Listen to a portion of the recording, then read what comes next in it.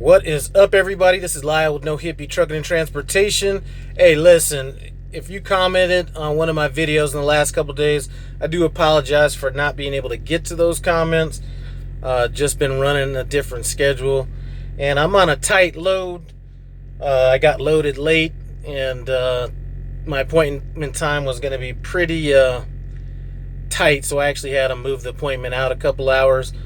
I'm taking a load from Cactus, Texas, out to some city in Oregon, Clackamas or something. Then another drop out in Puyallup, Washington. So I made it through I-80 last night right before it got shut down. But I'm going to tell you, all you guys that run this 80 corridor, I know that Maria over at Ferry Wire Trucking, I'm going to leave a link to her channel up here somewhere. Go take a look at her out. That girl is fearless right there, man. I'm telling you, she runs all that stuff I prefer not to run for economic reasons. As much as, man, that's just a lot to deal with, man. I hit, the drive was good going through Wyoming. Then I hit Evanston. And from there all the way to the terminal, it was like blinding snow. If you turned on your brights, you couldn't see. If you turned off your lights, you couldn't see. So, I mean, it was just a horrible drive. So I'm about another shout out right quick. I was talking to my man, the Million Mile Man. I'm going to leave a link to his channel up here as well. Go check him out. Now, he's somebody that knows this country like the back of his hand. So I didn't really have a chance to really trip plan this at all, because as soon as I got it, I need to start running, and I was kind of tired. So as soon as I was done driving, I was just going to fall asleep and, you know, just hope for the best as far as parking went. But I started this drive. We had a short little conversation, told him where I was at. He was like, hey, man, you should be able to make it all the way through Cabbage. Once you make it off of Cabbage Hill, there's going to be this Flying J and a casino right next to it. You should be able to get some parking there. So that's probably where I'm going to shut down. I have that's about 300 miles away, and I got well, when my clock comes back, I should have about 6 hours and 24 minutes. So I'm going to be hitting them hills, so I know I'm going to be going slow. So when I have a chance to get that coast action going on, I'm going to have to take advantage of that. But you know what? I also bought some tire chains. Now, I got the auto socks and everything. They did say that those things were DOT compliant, stuff like that, but I noticed that there's been a few places where you have to chain up quite a distance ahead of the snow. Now, I've seen some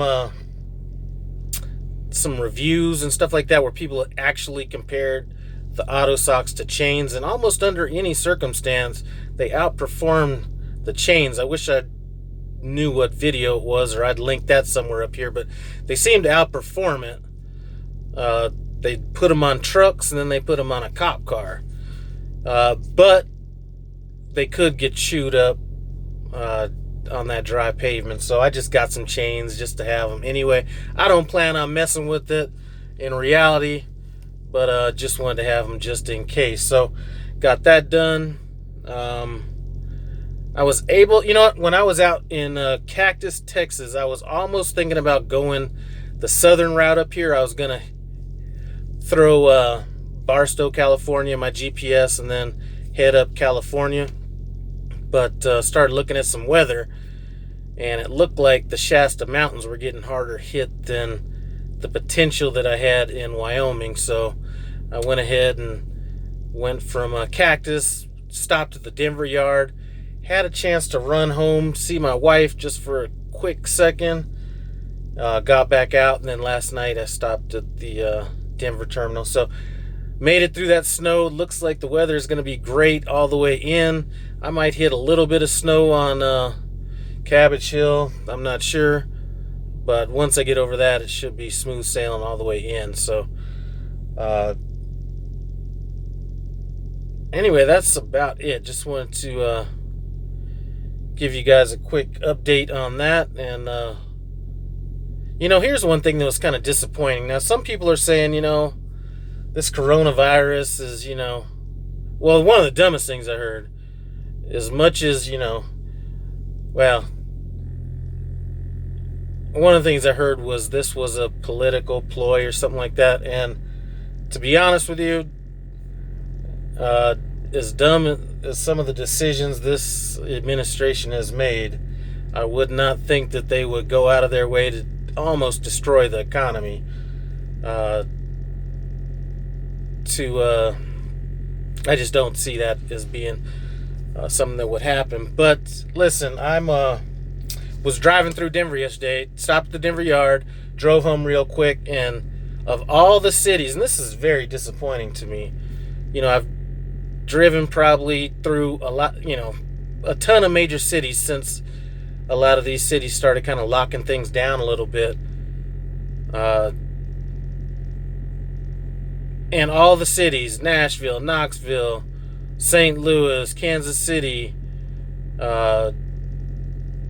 Amarillo, Oklahoma City. I mean, all these places were, very light traffic and everything like that. I get out to my hometown, a town that I like to rep, and there was so many cars on the road. It was actually like rush hour traffic. It was very disappointing to me. I didn't expect that from my town. So, a lot of people aren't taking this serious, and I do think that this is going to be something that's going to go around and everything. But at this point, I think that having the quarantine in place, really, the purpose of it would be to slow everything down a little bit so that when something does happen to somebody, they actually have the infrastructure to handle it. If anybody thinks this is a joke, just YouTube it's called the Spanish plague, but it actually, Donald Trump is calling it the Chinese virus and all this kind of stuff. You know what?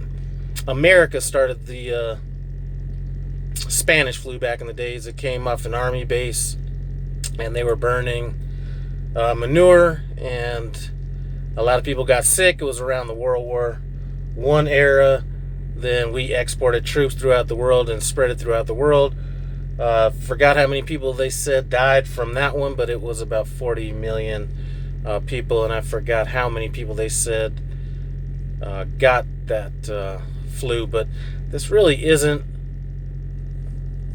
a joke. While this one may not be as deadly as that strain, it's definitely something to take seriously. So I know there's some people out there that are relying on God to get them through it, and I'm going to tell you, believe what you want to believe. My dad was a preacher. I got enough religion in my life for 4 lifetimes. So I'm on a little bit of a break right now. Just joking. Well, I guess I'm not joking all that much. But anyway, if you think God's going to save you from dying or stuff like that, there's plenty of these people that have died that I'm sure that a percentage of those people believed in God and thought that God was going to bring them through this as well. So if you want to say that it's in God's hands and whatever happens, that's one thing. But saying that God favors you over somebody else and he's going to bring you through it, it just is not the kind of precautions I need. That's part of the problem. And that's part of the problem with why the flu virus back during the 1918 or whenever that was that a lot of these pastors were trying to get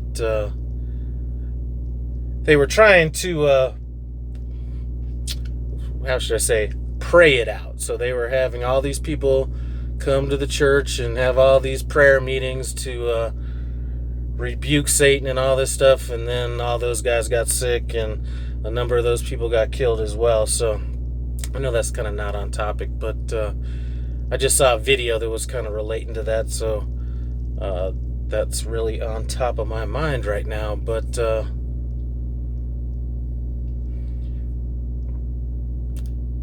I think I got with my fleet manager, told him to see if he can get me back to Springfield so I can get the body shop to get to work on this truck, because this is embarrassing. I mean, it's not that bad. The dent is noticeable, but it hit right on that panel. So if you know Peterbilt, there's a seam on the side of the truck, whereas the Freightliner is one whole part. But I guess it hit right on that seam, popped the seam out a little bit. So there's a telemarketers. So there's a gap there, and then you can see some insulation behind that. So I need to get that done. I like to run a month at a time, taking like 6 to 8 days off. But with this economy the way it is right now, I may end up staying out a little bit longer just because I haven't had a chance to talk to my tenants to see if they shouldn't have the same kind of a problem paying as a lot of people, but I need to be prepared for that should that happen. Plus, with the economy dropping, real estate's going to drop, so there's a portion of my assets in real estate and obviously 401k, stuff like that. But I did get with my wife, have her start. I've never really bought individual stocks before, so we might try to take advantage of some of those stocks that are artificially low right now, like Apple, for example. Buying some of that, but I'm going to leave that up to her just to, I don't want to micromanage her on that. I'm sure that she will do what she needs to do. Anyway, sorry that I dragged this stuff on, but you know what? One of the things I think about is a lot of times when I'm watching YouTube or listening to YouTube, I'm doing it while I'm driving, so I'll queue up a lot of videos and then I'll play them. And a lot of times the longer videos are actually the videos that work best for me because I'm trying to fill up at